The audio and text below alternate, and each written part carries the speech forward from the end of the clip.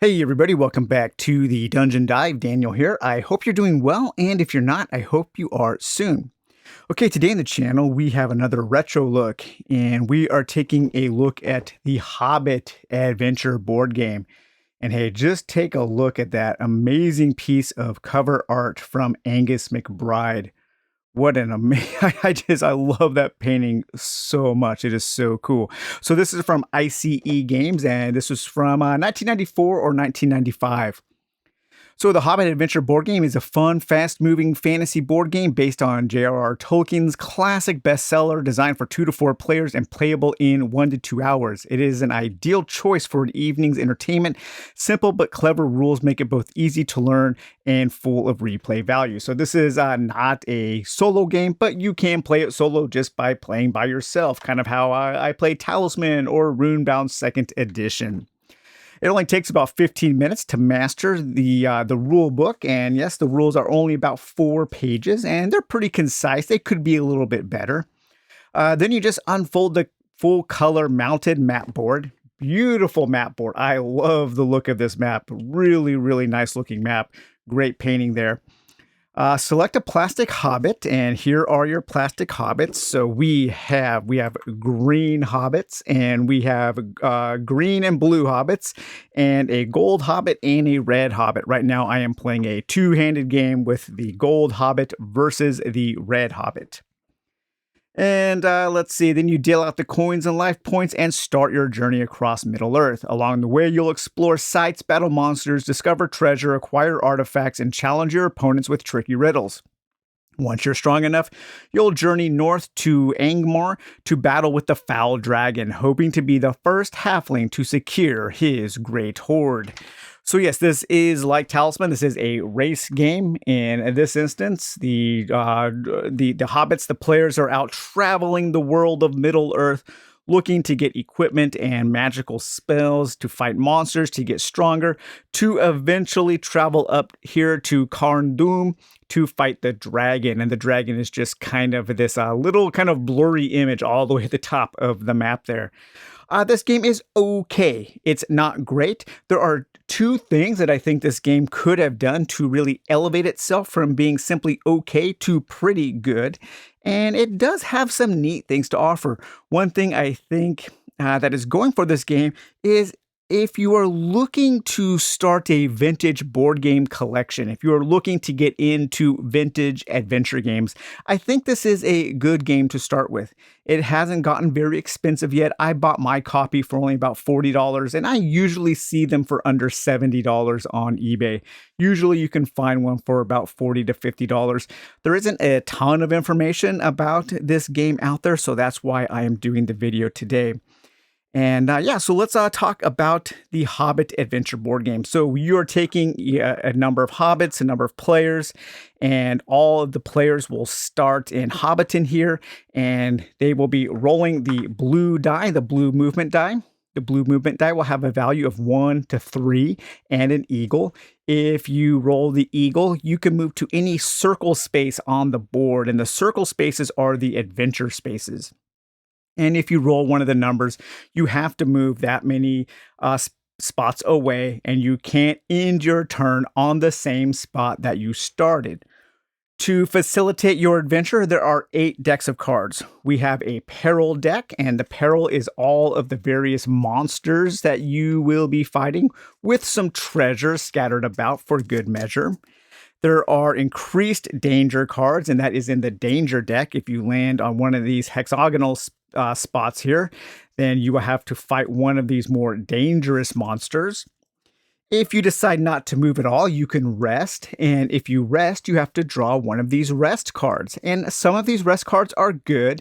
Some of them are bad. Sometimes when you rest, you might actually end up getting ambushed by a monster. Or you might find a master who can help you improve your character, or maybe go on a little adventure, or even possibly regain some health, because it is very easy to die in this game. If you land on one of those aforementioned circle spaces, the adventure spaces, then you draw one of these adventure cards. And I think every single one of these is different, and these are your typical adventure cards that you might draw in any game like Runebound. Or like Talisman, sometimes you will have to fight creatures, in which case if you win, you will get some treasure, you might find companions, or you might go on adventures.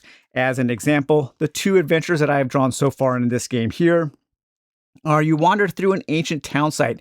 If you have a rope, you descend into the chasm and you find a cache of gold for 1d6 gold points. Or you come across a tall, smooth monolith. If you have a dwarf companion, he helps you find a secret door in the rock face, which conceals 2d6 worth of gold points. There are also other spaces on the board that are villages, and in these spaces, you can buy equipment. And the equipment is pretty simple in this game. There are a number of different types of villages. We have dwarf villages. I think there are human villages, and there are hobbit villages. And each one of those will sell the types of goods associated with that village. So when you go into a village, you mix these up and you draw 5.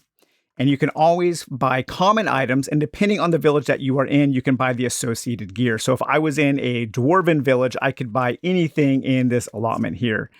And the potions will allow you to get stronger. They're one-time use, and they will add either a +3 or a +2 or a +4 to any combat that you are in, and depending on how much gold they cost. The armor will allow you to add +1 to your combat. Sometimes the adventure cards will reference a lantern. Sometimes the adventure cards might reference an axe, or maybe if you have a pipe on you or a rope. So these don't really do a lot to improve your character, but they will give you other things that you can do while you are on your adventures. Another thing that you can do in a village is you can draw a riddle. And these riddle cards are kind of interesting. They will have a riddle at the top. So: alive without breath, as cold as death, never thirsty, ever drinking, all in mail, never clinking. And each of the riddles will have a number of different answers.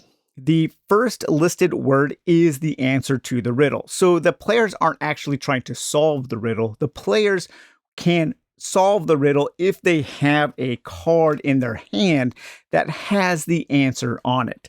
And so if the red hobbit here was asking the gold hobbit this riddle, the gold hobbit could answer that if they had fish in this card here. And if the gold hobbit was asking the red hobbit this riddle, voiceless it cries, wingless flutters, toothless bites, mouthless mutters, and the red hobbit had a card with wind on it, then they could answer that riddle.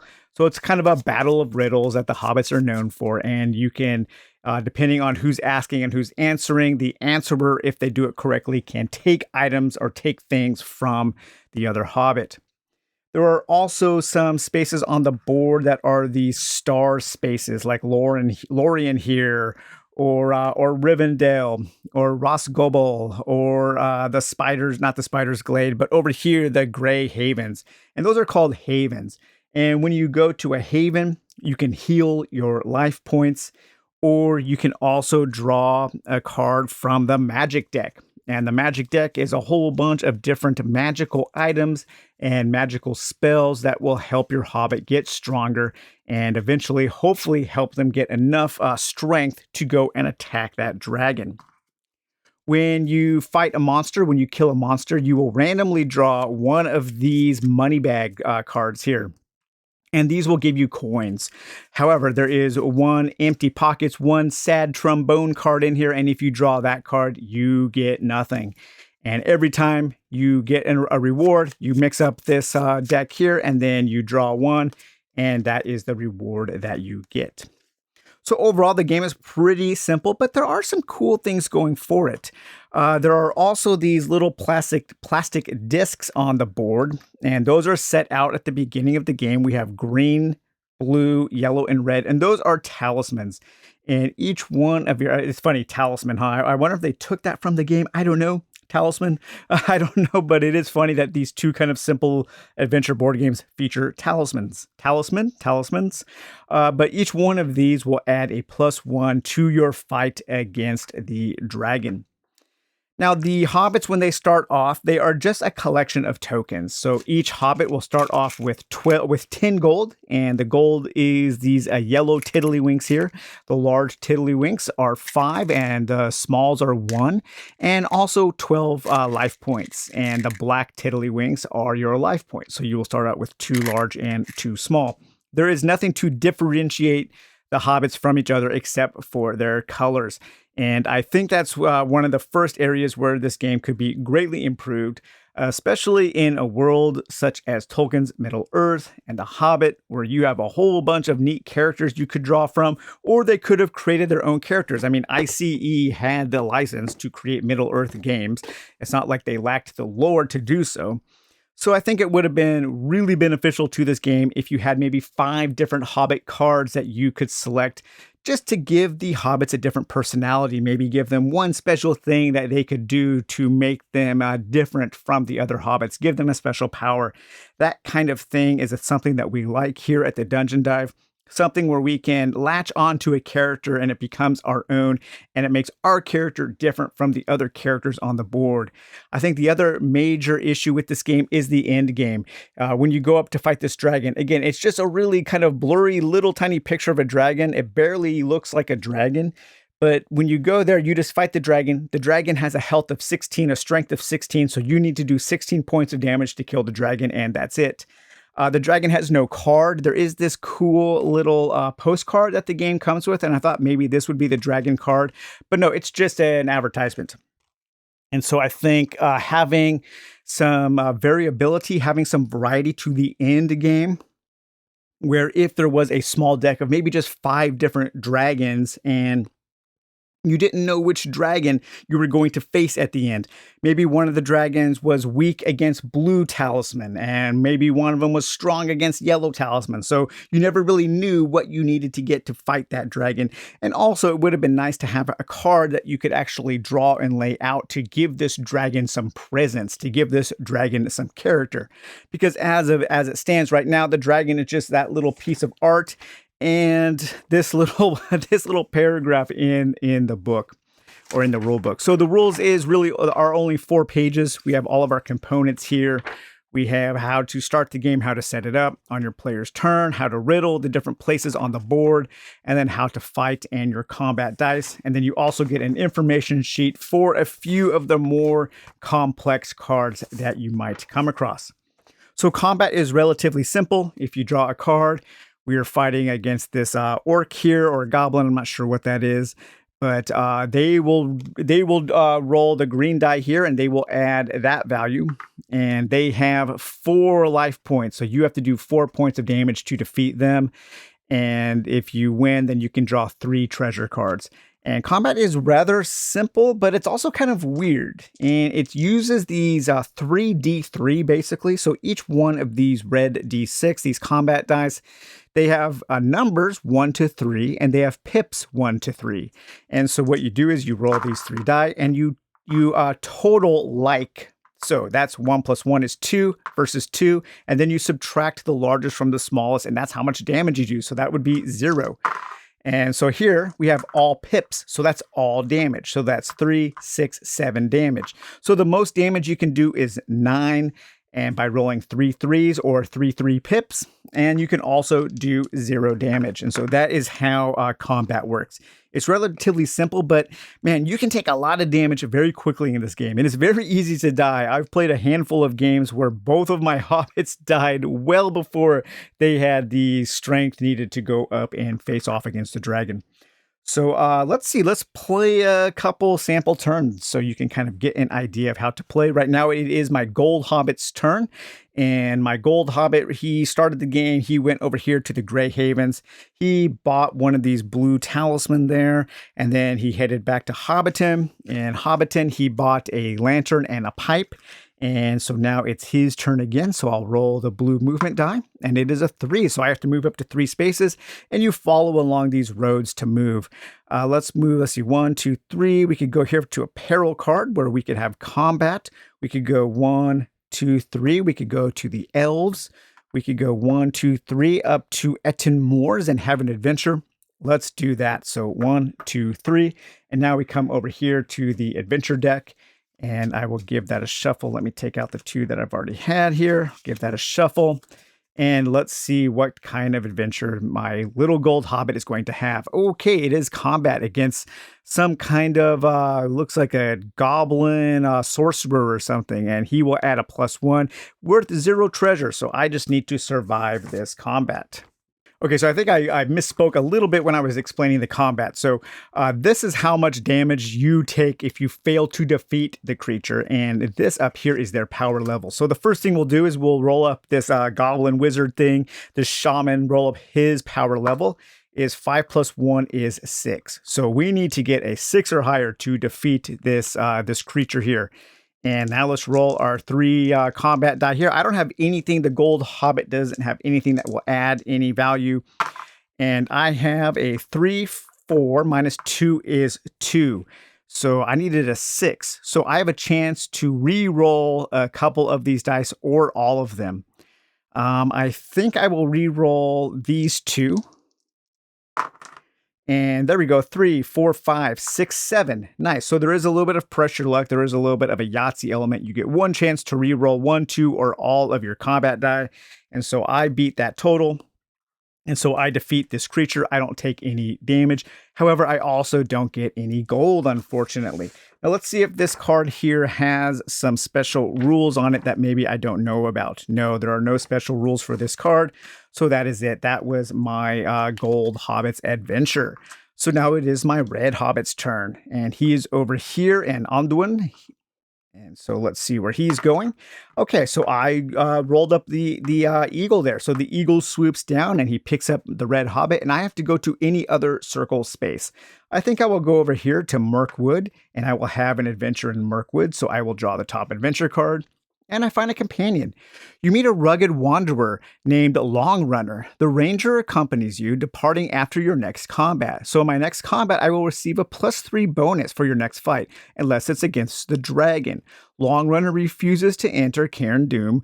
Discard this card if you do so. So I can hold on to this card, and on my next combat, I will get a +3, because Long Runner has joined my fellowship. Okay, so that was the red hobbit's turn. Let's do an example here where let's say the gold hobbit didn't want to move and they wanted to rest. So then I would draw from this rest deck here, give that a shuffle, and let's see what happens when my character wants to rest. I find a book. You find the Book of Fortunes. If you choose to read it, roll a d6. If you roll a 1 to 2, I lose 3 LPs. I lose 3 hit points. If you roll a 3, the book disappears. If I roll a 4 or 5, you double your fortune. Add 1 times your gold pieces. If you roll a 6, you receive 10 gold pieces. All right, let's read the Book of Fortune here. And I will roll the green d6 here. And I roll, oh no, a 1, misfortune. I lose 3 LPs. So I will exchange my 5 for a 2. All right, there we go. And that is it. So that was that Hobbit's adventure. So now it is the red Hobbit's turn again. Let's roll for movement. And a 3. Okay, I can go 1, 2, 3. 1, 2, 3. Let's go over here to Lorien. So in Lorien, it's a haven, so I can buy one of these talisman, or I can also draw a magic card. And I think I'll draw the magic card. So let's shuffle this deck up. And I will draw this top magic card, and I find a riddle leaf. Use this parchment to solve any riddle. If anyone asks a holder a question, the answer instantly appears on the page. And so I can win a battle of riddles against another hobbit. So there is a little bit of PvP in this game.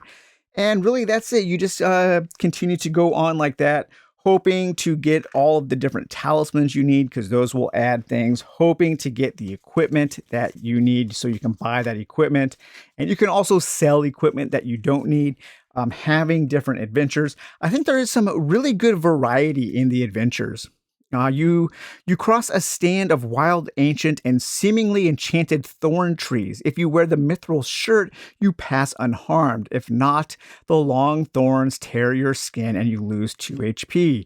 A wise old man invites you to share a smoke with him. If you have a pipe, the two of you enjoy a conversation and he gives you 1d6 gold pieces.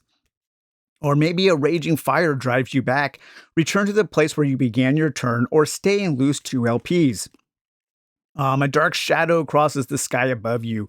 Your heart stirs in fear.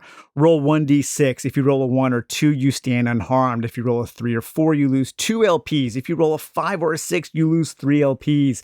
As you can see, it's very easy to lose a lot of life in this game. And so you can very, very quickly die. But there is some really good variety in this somewhat small adventure deck, but that's also offset by the rest deck, and the rest deck is really just another adventure deck that has a little bit more swinginess to whether it's really bad or really good. And so I think that's kind of a cool trade-off. When you're resting, you're kind of pressing your luck based on what you find in that deck. But overall, I think The Hobbit, the adventure board game, is a pretty good little adventure game. It's not nearly as good as something like Talisman or something like Runebound, not even close. But for a kind of entry-level adventure game, I think there is enough here that could satisfy even adults looking to have a nice evening of easy adventure. If there were multiple different hobbits that you could play that had different powers and maybe some different personalities, something different that each one of them could do on the board that the other hobbits couldn't do, I think that would go a long way in making this game much better. And also, if there were different dragons, if there were a few different end game conditions, end game goals that you were trying to accomplish when you went to Karn Doom, that would also add to the longevity of the game, giving it more variety and more things to do, and a little bit of mystery about what you are actually trying to do in the game. So before we go today, I did want to share one thing with you, and I'm going to clear off some space here, and that is my childhood copy of The Hobbit. And this is the version of The Hobbit that I have always read. It's a large coffee table version of The Hobbit with all of the art from the original cartoon by Rankin and Bass. And it even has this cellophane cover that's like an animation cell. And I'm really surprised that this cellophane cover has lasted as long as it has. It is taped up a little bit. I'm actually surprised that this brittle plastic even lasted while the book was on the shelf, new at the bookstores. But this is the version of The Hobbit that my mom originally read to us as kids. And this is my version of The Hobbit. When I think of Tolkien, when I think of The Hobbit, these really are the images that come into my mind. I love this cartoon. I remember seeing it when I was a young kid. It was on network television, and it really scared me. Every time Gandalf appeared on the screen, there would be some thunder and lightning. And man, I remember closing my eyes at that. He really scared me as a very young kid. I love this map here. And so this is the full text of The Hobbit, of Tolkien's Hobbit, with tons and tons of illustrations from the cartoon. And yeah, I love The Hobbit. I am not a big fan of Lord of the Rings. I think Lord of the Rings is a little too long for what it is and a little convoluted, and I just don't find it very exciting. On the other hand, I think The Hobbit is just about a perfect adventure story. It is such a great adventure. There is so many neat things. It's short. You can read it quickly. And it's just, yeah, I just think it's kind of the perfect length for what it is. Whereas I think Lord of the Rings is a little too long for what it is. One of the coolest things about some of the images here, and let me find one of them, if I can find one of the large images, is that it does have these huge fold out images where you can see just a huge piece of art here. And man, that is so beautiful. This is just such a neat book. I'm so glad that my mom held on to this. I am so glad that it is still in the shape that it is in, considering how many times I would take this book out and just sit on my knees, kneeling down at the coffee table, looking through this book. Finally, when I could read it on my own, I would read this book. And yeah. So while I'm not a big fan of Lord of the Rings, I'm a pretty big fan of The Hobbit, and I'm glad that I still have this beautiful book here. And I'm glad to have added the Hobbit the Adventure board game to my collection. So, all right, guys, well, hope you enjoyed this video on the Hobbit the Adventure board game from I.C.E. Games, and this kind of brief look at my childhood copy of The Hobbit. And we will talk to you later. Bye-bye.